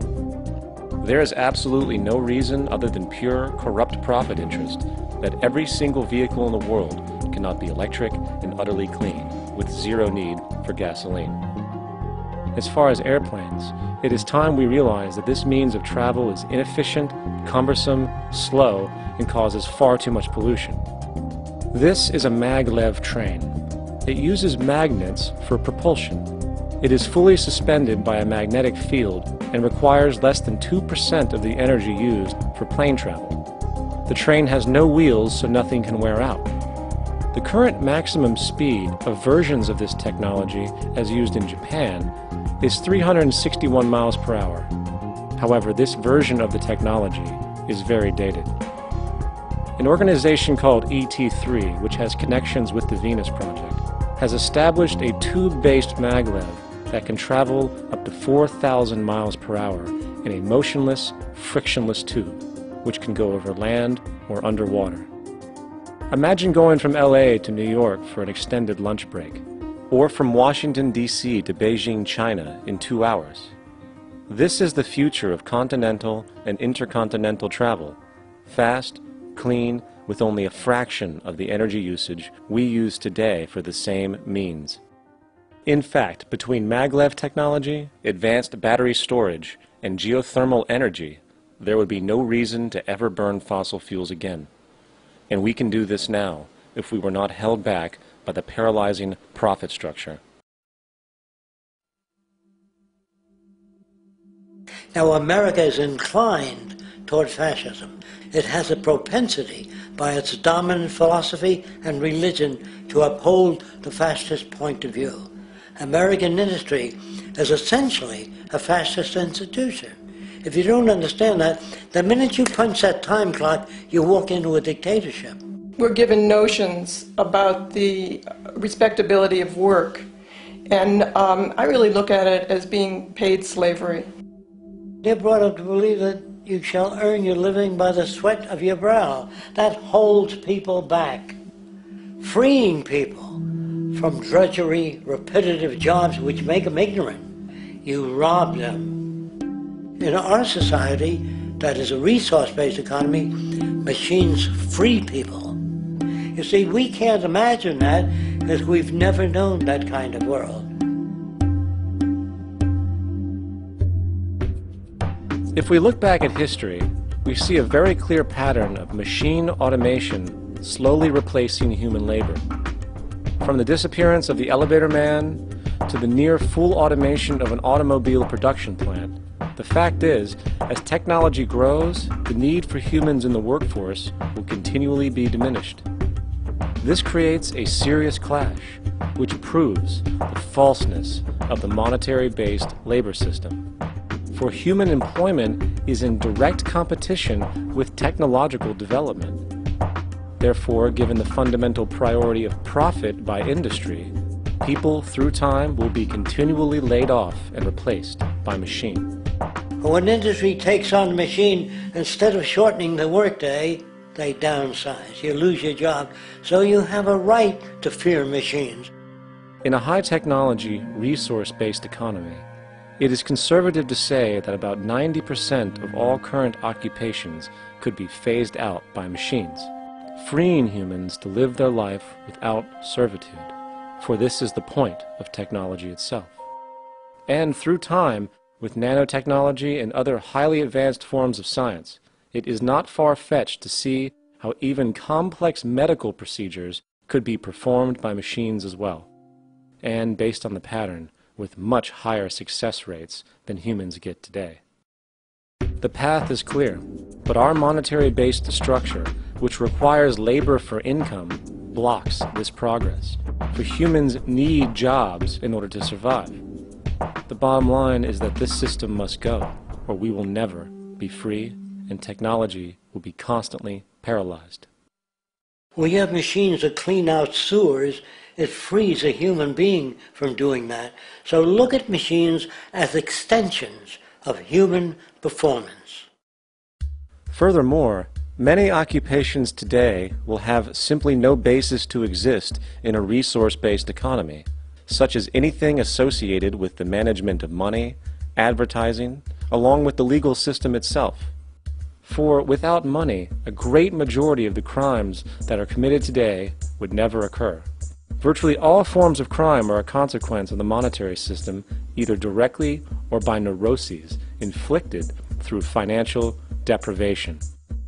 Therefore, laws themselves could eventually become extinct. Instead of putting up a sign, drive carefully, slippery when wet, put abrasive in the highway so it's not slippery when wet. And if a person gets in a car that's drunk and the car oscillates a great deal, there's a little pendulum that swings up and back, and that'll pull the car over to the side. Not a law. Solution. Put sonar and radar in automobiles so they can't hit one another. Man-made laws are attempts to deal with occurring problems, and not knowing how to solve them, they make a law. In the United States, the most privatized, capitalist country on the planet, it should come as no surprise that it also has the largest prison population in the world, growing every year. Statistically, most of these people are uneducated and come from poor, deprived societies.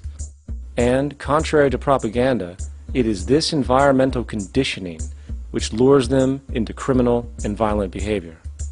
However, society looks the other way in regard to this point. The legal and prison systems are just more examples of how our society avoids examining the root causes of behavior.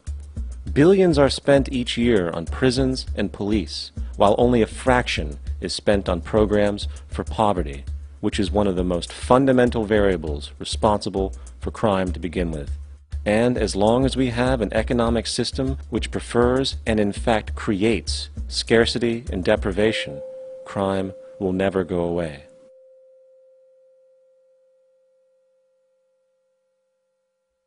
If people have access to the necessities of life without servitude, debt, barter, trade, they behave very differently. You want all these things available without a price tag. Now then, you gotta have a price tag. Well, what'll motivate people? Man gets everything he wants, he just lay around in the sun. This is the myth they perpetuate. People in our culture are trained to believe that the monetary system produces incentive. If they have access to things, why should they want to do anything? They will lose their incentive. That's what you're taught to support the monetary system. When you take money out of the scenario, there would be different incentives, very different incentives. When people have access to the necessities of life, their incentives change. What about the moon and the stars? New incentives arise. If you make a painting that you enjoy, you will enjoy giving it to other people, not selling it.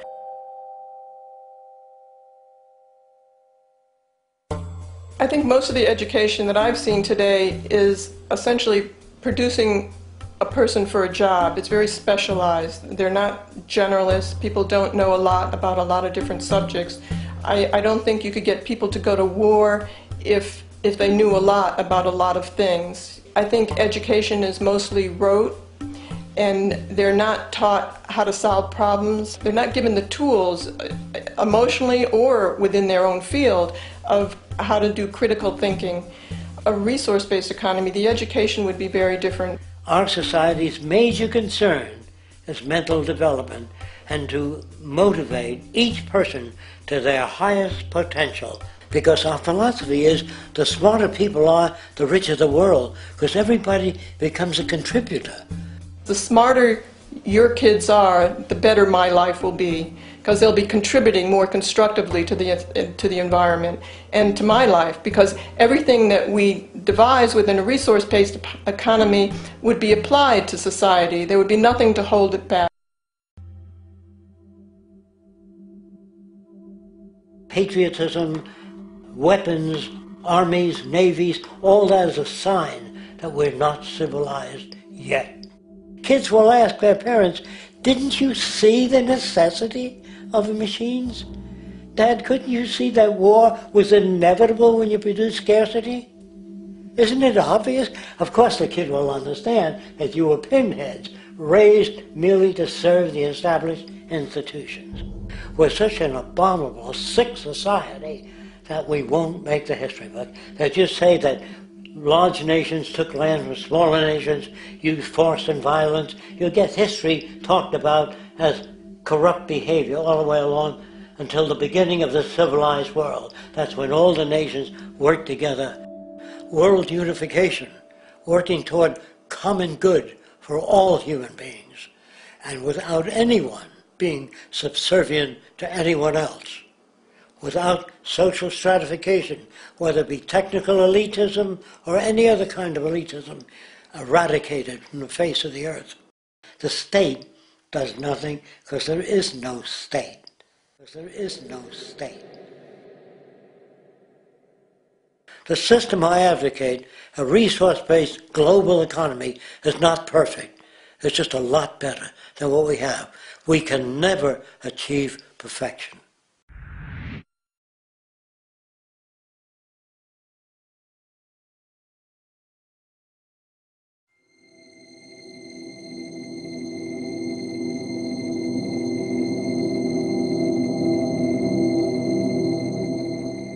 The social values of our society, which has manifested in perpetual warfare, corruption, oppressive laws, social stratification, irrelevant superstitions, environmental destruction, and a despotic, socially indifferent, profit-oriented ruling class, is fundamentally the result of a collective ignorance of two of the most basic insights humans can have about reality: the emergent and symbiotic aspects of natural law.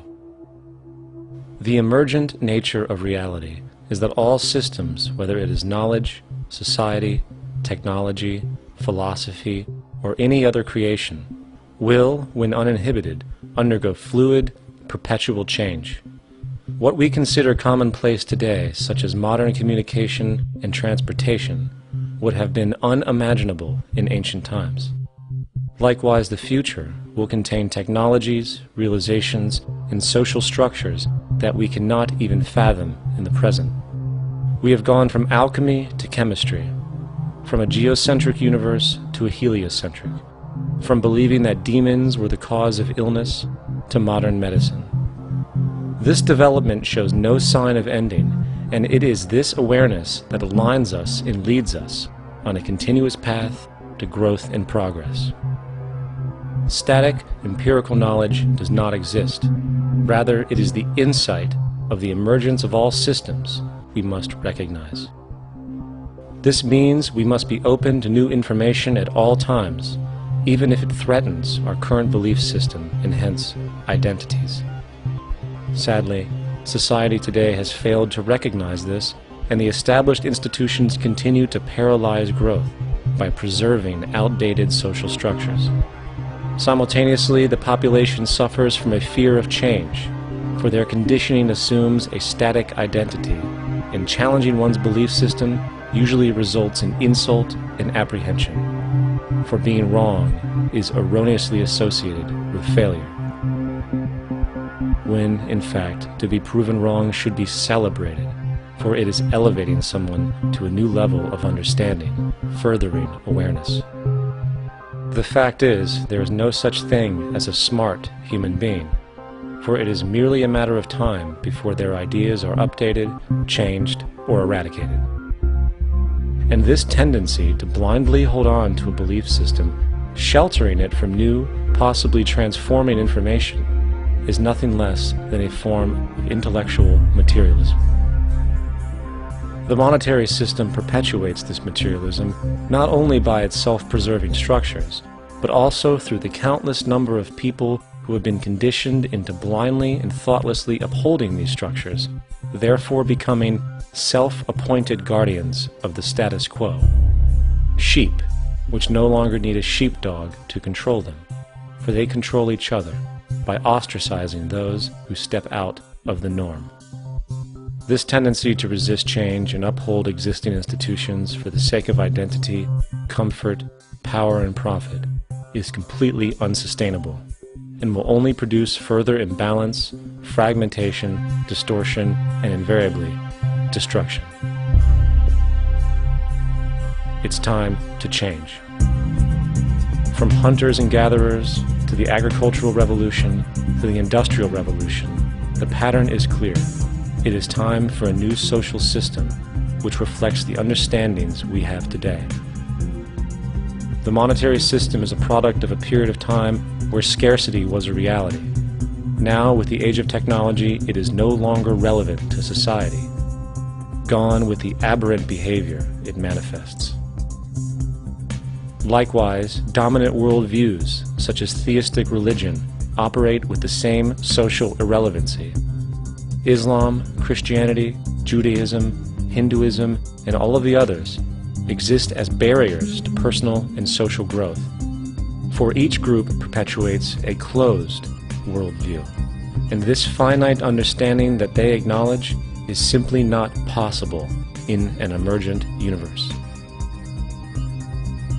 Yet, religion has succeeded in shutting down the awareness of this emergence by instilling the psychological distortion of faith upon its followers, where logic and new information is rejected in favor of traditionalized, outdated beliefs. The concept of God is really a method of accounting for the nature of things. In the early days, people didn't know enough about how things formed, how nature worked, so they invented their own little stories. And they made God in their own image. A guy that gets angry. When people don't behave right, he creates floods and earthquakes. They say it's an act of God. A cursory glance at the suppressed history of religion reveals that even the foundational myths themselves are emergent culminations, developed through influence over time. For example, a cardinal doctrine of the Christian faith is the death and resurrection of Christ. This notion is so important that the Bible itself states, "And if Christ be not risen, then is our preaching vain, and your faith is also vain." Yet it is very difficult to take this account literally, for not only is there no primary source denoting this supernatural event in secular history, awareness of the enormous number of pre-Christian saviors who also died and were resurrected immediately puts the story in mythological territory by association. Early church figures such as Tertullian went to great lengths to break these associations, even claiming that the devil caused the similarities to occur, stating in the 2nd century, "The devil, whose business is to pervert the truth, mimics the exact circumstance of the divine sacraments. He baptizes his believers and promises forgiveness of sins. He celebrates the oblation of bread and brings in the symbol of the resurrection. Let us therefore acknowledge the craftiness of the devil, who copied certain things of those that be divine." What is truly sad, however, is that when we cease the idea that the stories from Christianity, Judaism, Islam, and all the others are literal history, and accept them for what they really are, which are purely allegorical expressions, derived from many faiths, we see that all religions share a common thread, and it is this unifying imperative that needs to be recognized and appreciated. Religious belief has caused more fragmentation and conflict than any other ideology. Christianity alone has 34,000 different subgroups. The Bible is subject to interpretation. When you read it, you say, I think Jesus meant this. I think Job meant that. Oh no, he meant this. So you have the Lutheran, the Seventh-day Adventist, the Catholic, and a church divided is no church at all. And a church divided is no church at all. And this point on division, which is a trademark of all theistic religions, brings us to our second failure of awareness, the false assumption of separation through the rejection of the symbiotic relationship of life. Apart from the understanding that all natural systems are emergent, where all notions of reality will be constantly developed, altered, and even eradicated, we must also understand that all systems are, in fact, invented fragments, merely for the sake of conversation. For there is no such thing as independence in nature. The whole of nature is a unified system of interdependent variables, each a cause and a reaction, existing only as a concentrated whole. You don't see the plug connected to the environment, so it looks like we're free, wandering around. Take the oxygen away, we all die immediately. Take plant life away, we die. And without the sun, all the plants die. So we are connected. We really must take into account the totality. This isn't just a human experience on this planet. This is a total experience. And we know we can't survive without plants and animals. We know we can't survive without the four elements, you know. And so when are we going to really start taking that into account? That's what it is to be successful. Success depends on how well we relate to everything around us. I'm very aware of the fact that my grandson cannot possibly hope to inherit a sustainable, peaceful, stable, socially just world unless every child today growing up in Ethiopia, in Indonesia, in Bolivia, in Palestine, in Israel also has that same expectation. You got to take care of the whole community or you're going to have serious problems. And now we have to see that the whole world is the community. And we must all take care of each other that way. And it's not just a community of human beings. It's a community of plants and animals and elements. And we really need to understand that. That's what's going to bring us joy, too, and pleasure. That's what's missing in our lives right now. We can call it spirituality, but the fact of the matter is, joy comes from that bliss of connectedness. That's our God spirit. That's that side of ourselves that really feels it. And you can feel it deep inside you. It's this amazing, wonderful feeling. And you know it when you get it. You don't get it from money. You get it from connection. Now, if that isn't a hazard to this country, how are we going to keep building nuclear weapons? You know what I mean? What's going to happen to the arms industry when we realize we're all one? It's going to fuck up the economy. The economy that's fake anyway. The economy that's fake anyway. The economy that's fake anyway. The economy that's fake anyway. The economy that's fake anyway. Which would be a real bummer. You can see why the government's cracking down on the idea of experiencing unconditional love.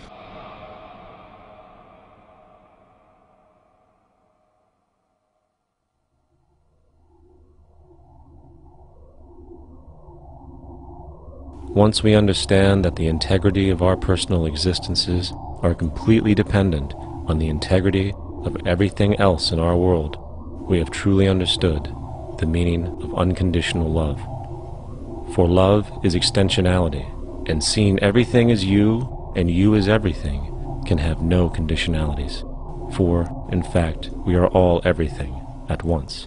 If it's true that we're all from the center of a star, every atom in each of us from the center of a star, then we're all the same thing. Even a Coke machine or a cigarette butt in the street in Buffalo is made out of atoms that came from a star. They've all been recycled thousands of times, as have you and I. And therefore, it's only me out there. So what is there to be afraid of? What is there that needs solace-seeking? Nothing. There's nothing to be afraid of because it's all us. The trouble is we have been separated by being born and given a name and an identity and being individuated. We've been separated from the oneness, and that's what religion exploits, that people have this yearning to be part of the overall one again. So they exploit that. They call it God. They say he has rules. And I think it's cruel. I think you can do it absent religion.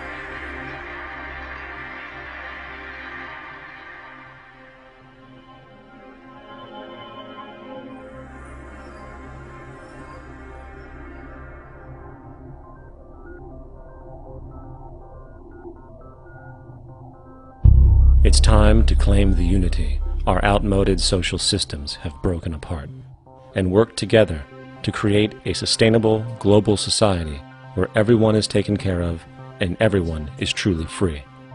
Your personal beliefs, whatever they may be, are meaningless when it comes to the necessities of life. Every human being is born naked, needing warmth, food, water, shelter. Everything else is auxiliary. Therefore, the most important issue at hand is the intelligent management of the Earth's resources. This can never be accomplished in a monetary system, for the pursuit of profit is the pursuit of self-interest, and therefore imbalance is inherent. Simultaneously, politicians are useless, for our true problems in life are technical, not political. Furthermore, ideologies that separate humanity, such as religion, need strong reflection in the community in regard to its value, purpose, and social relevancy. Hopefully, through time, religion will lose its materialism and basis in superstition and move into the useful field of philosophy. The fact is, society today is backwards, with politicians constantly talking about protection and security rather than creation, unity, and progress. The U.S. alone now spends about $500 billion annually on defense. That is enough to send every high school senior in America to a four-year college. In the 1940s, the Manhattan Project produced the first true weapon of mass destruction. This program employed 130,000 people at an extreme financial cost. Imagine what our life would be like today if that group of scientists, instead of working on a way of killing people, worked on a way to create a self-sustaining, abundant world. Life today would be very, very different if that was their goal. Instead of weapons of mass destruction, it is time to unleash something much more powerful. Weapons of mass creation. Our true divinity is in our ability to create, and armed with the understanding of the symbiotic connections of life, while being guided by the emergent nature of reality, there is nothing we cannot do or accomplish. Of course, we face strong barriers in the form of established power structures that refuse to change. At the heart of these structures is the monetary system. As explained earlier, the fractional reserve policy is a form of slavery through debt, where it is literally impossible for society to be free. In turn, free market capitalism in the form of free trade uses debt to imprison the world and manipulate countries into subservience to a handful of large business and political powers.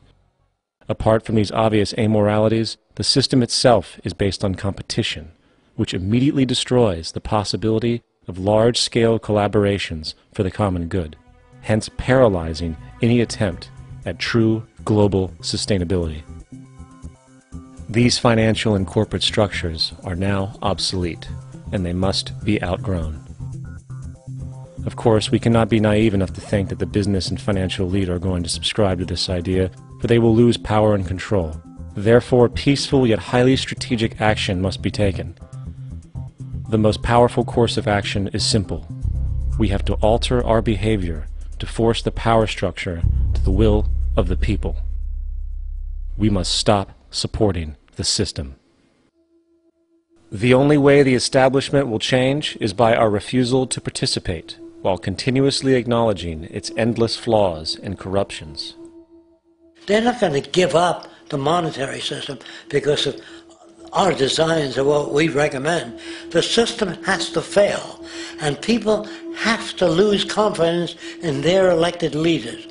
That will be a major turning point if the Venus Project is offered as a possible alternative. If not, I fear the consequences. The trends now indicate that our country is going bankrupt. The probability is our country will move toward a military dictatorship to prevent riots and complete social breakdown. Once the U.S. breaks down, all the other cultures will undergo similar things. As of now, the world financial system is on the brink of collapse due to its own shortcomings.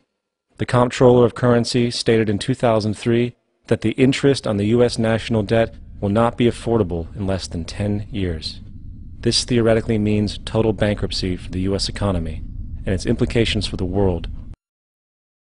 In turn, the fractional reserve-based monetary system is reaching its theoretical limits of expansion, and the banking failures you are seeing are just the beginning. This is why inflation is skyrocketing, all debt is at record levels, and the government and Fed are hemorrhaging new money to bail out the corrupt system. For the only way to keep the banks going is by making more money. The only way to make more money is to create more debt and inflation. It is simply a matter of time before the tables turn, and there is no one willing to take new loans, while defaults grow, as people are unable to afford their current loans. Then the expansion of money will stop, and contraction will begin on a scale never before seen, ending a century-long pyramid scheme. This has already begun. Therefore, we need to expose this financial failure for what it is, using this weakness to our advantage. Here are some suggestions. Expose the banking fraud. Citibank, JP Morgan Chase, and Bank of America are the most powerful controllers within the corrupt Federal Reserve System. It's time to boycott these institutions. If you have a bank account or a credit card with any of them, move your money to another bank. If you have a mortgage, refinance with another bank. If you own their stock, sell it. If you work for them, quit. This gesture will express contempt for the true powers behind the private banking cartel known as the Federal Reserve, and create awareness about the fraud of the banking system itself. 2.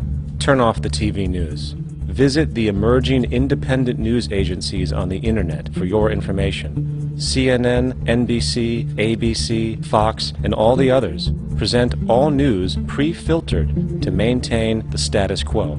With 4 corporations owning all major media outlets, objective information is impossible. This is the true beauty of the internet, and the establishment has been losing control because of this free flow of information. We must protect the internet at all times, as it is truly our savior right now. 3. Don't ever allow yourself, your family, or anyone you know to ever join the military. This is an obsolete institution now used exclusively for maintaining an establishment that is no longer relevant. U.S. soldiers in Iraq work for U.S. corporations, not the people. Propaganda forces us to believe that war is natural and the military is an honorable institution. Well, if war is natural, why are there 18 suicides every single day by American veterans who have post-traumatic stress disorder? If our military men and women are so honored, why is it that 25% of the American homeless population are veterans? 4. Stop supporting the energy companies. If you live in a detached house, get off the grid. Investigate every means of making your home self-sustainable with clean energy.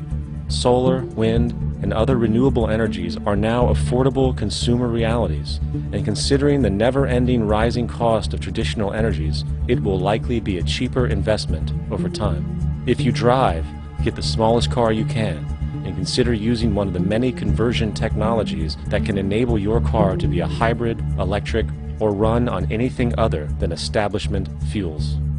5. Reject the political system. The illusion of democracy is an insult to our intelligence. In a monetary system, there is no such thing as a true democracy, and there never was. We have two political parties owned by the same set of corporate lobbyists. They are placed in their positions by the corporations, with popularity artificially projected by their media. In a system of inherent corruption, the change of personnel every couple of years has very little relevance. Instead of pretending that the political game has any true meaning, focus your energy on how to transcend this failed system. And 6. Join the movement. Go to the zeitgeistmovement.com and help us create the largest mass movement for social change the world has ever seen. We must mobilize and educate everyone about the inherent corruption of our current world system, along with the only true sustainable solution, declaring all the natural resources on the planet as common heritage to all people, while informing everyone as to the true state of technology and how we can all be free if the world works together rather than fights. The choice lies with you.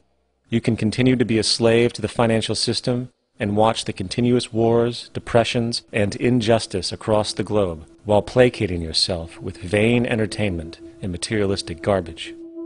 Or you can focus your energy on true, meaningful, lasting, holistic change, which actually has the realistic ability to support and free all humans with no one left behind. But, in the end, the most relevant change must occur first inside of you. The real revolution is the revolution of consciousness, and each one of us first needs to eliminate the divisionary, materialistic noise we have been conditioned to think is true, while discovering, amplifying, and aligning with the signal coming from our true empirical oneness. It is up to you. What we are trying in all these discussions and talks here is to see if we cannot radically bring about a transformation of the mind. Not accept things as they are, but to understand it, to go into it, to examine it, give your heart and your mind with everything that you have to find out a way of living differently.